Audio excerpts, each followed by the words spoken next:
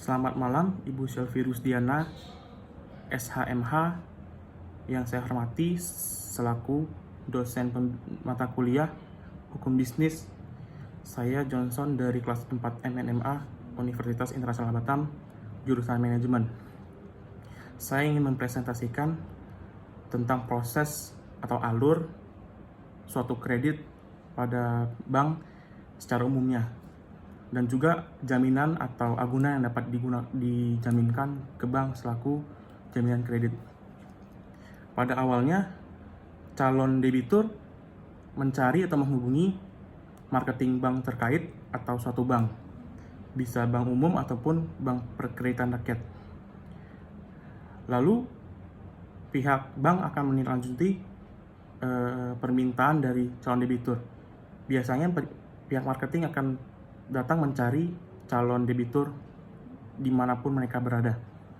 Selanjutnya akan dilakukan komunikasi lebih lanjut, di mana calon debitur akan ditanyakan tujuan dan apa gunanya uang yang kreditnya nanti dicairkan. Komunikasi verbal akan dilakukan, dan juga pihak marketing akan meminta KTP dan KK untuk dilakukan proses SLIC, ya, atau yang dulu dinamakan SID, Sistem Informasi Debitur. Kegunaan SLIC ini adalah pihak bank dapat menelusuri rekam jejak calon debitur dari kredit-kredit yang pernah dilakukan sebelumnya, ataupun leasing seperti pembelian seperti kecil-kecilan rumah tangga seperti elektronik, seperti TV, HP, ataupun motor. Selanjutnya, jika ditemukan kurang lancar, maka pihak bank akan berkonsultasi dengan atasan ataupun pihak manajer atau direksi. Lalu, jika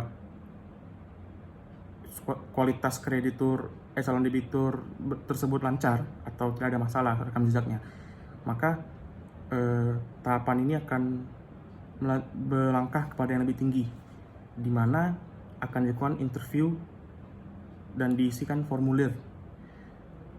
Formulir itu isinya ada data diri dan data keluarga jika sudah menikah, dan juga data pekerjaan dan data tempat tinggal sekarang ini.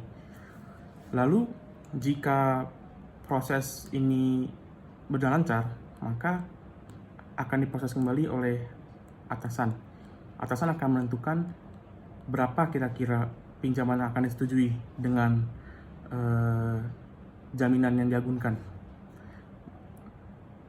Biasanya tarif kredit ini ditambahi juga dengan asuransi, seperti asuransi jiwa dan asuransi agunan, untuk menghindari hal-hal yang tidak diinginkan jika calon debitur atau agunan tersebut terjadi apa-apa di suatu hari.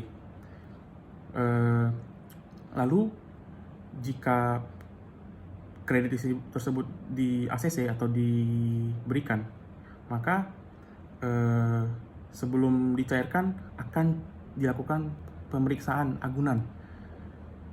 Agunan tersebut bisa dikategorikan beberapa hal.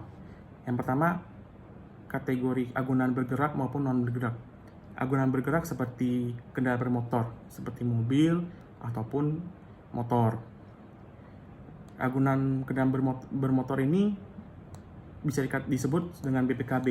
Jadi BPKB tersebut nanti akan diverifikasi oleh Biro Jasa dan juga Samsat ataupun kepolisian. BPKB akan ditelusuri apakah BPKB ini bermasalah atau tidak, dan diuji keasliannya apakah asli atau tidak.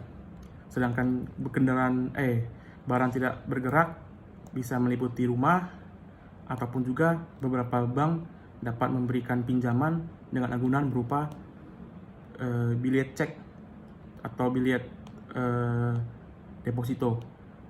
Deposito ini biasanya memiliki likuiditas 100%, di mana jika kita agunannya rumah atau mobil, biasa tingkat likuiditasnya sampai dengan hanya 80% dari nilai total.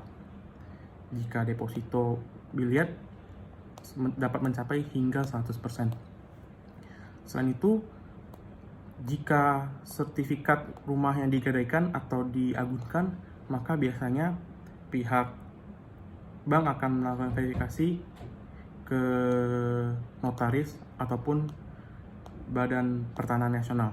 Nanti diverifikasi seperti sertifikat hak bangunan dan juga AJB atau akta jual beli yang dapat dikategorikan asli atau tidak dan apakah ada bermasalah atau tidak. Selain itu juga seperti PBB juga di cross check kembali dan rekening air listrik 3 bulan terakhir.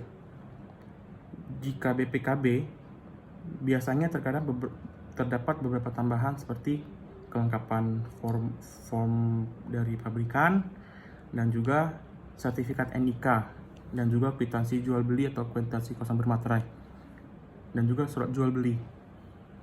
Lalu jika semua sudah selesai, tidak ada kendala, maka proses kredit dapat dilaksanakan di bank terkait. Pada proses kredit akan dihadiri oleh calon debitur, pihak perbankan, dan juga notaris. Jadi notaris ini nanti akan ada seperti proses namanya pengikatan kredit.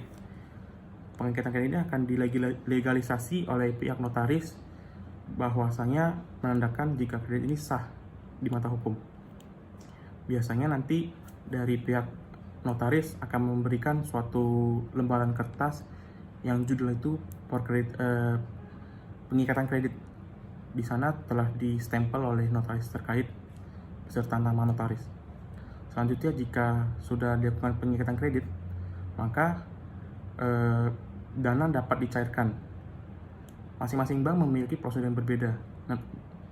Namun beberapa bank dapat mencairkan kredit tidak sampai 2 jam lamanya setelah pengikatan kredit.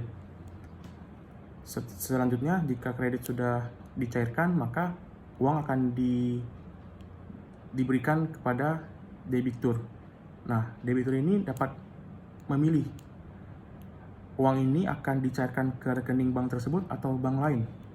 Misalnya, si debitur kredit di bank BNI. Dia bisa memilih untuk tidak mencairkan uang tersebut ke bank BNI. Bisa saja dicairkan ke bank yang dia mau, yaitu bank BCA. Demikian presentasi ini saya buat tanpa ada meminjam atau melihat sumber orang lain. Presentasi ini materinya murni dari pengalaman saya pribadi yang pernah bekerja maupun PKL atau magang di perbankan BPR di Kota Batam. Mohon maaf jika ada kata-kata yang kurang pantas atau kurang benar. Saya ucapkan terima kasih.